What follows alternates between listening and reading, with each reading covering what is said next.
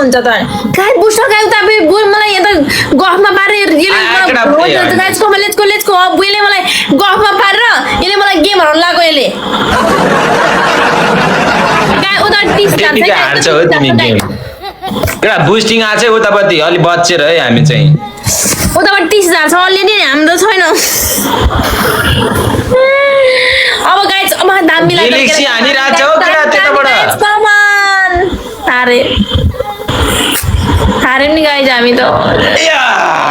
thank you so much hi fi thank you thank you so much thank you gang thank you माज एकदम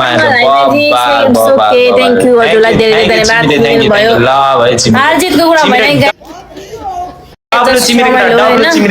thank you so much challenge त भएन guys सामिल हो दिको हो अनि थ्यांक यू केटा थ्यांक यू माया दुईटा पिलेन लागेन नि त गाइस त्यही भएर यो त हल्का मात्र के तिमी रुन्छ भनेर मात्र ओइ थापु के गर्नु मलाई च्यालेन्ज गर्छ यार यो मान्छे मलाई च्यालेन्ज गर्छ को चिन्या छ गुला ग्याङ 28 पुग्यो 28 लेभल ए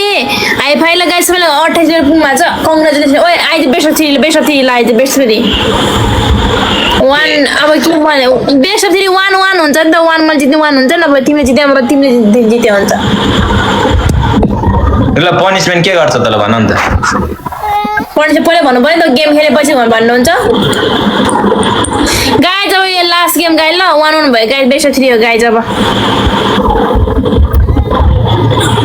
जित्दैन के यार तिमी भोटिङ म्याचमा मलाई च्यालेन्ज नगर्दा नि हुन्छ कि अघि राजीवलाई पनि हराएर आएको यार म यार कसलाई राजीवलाई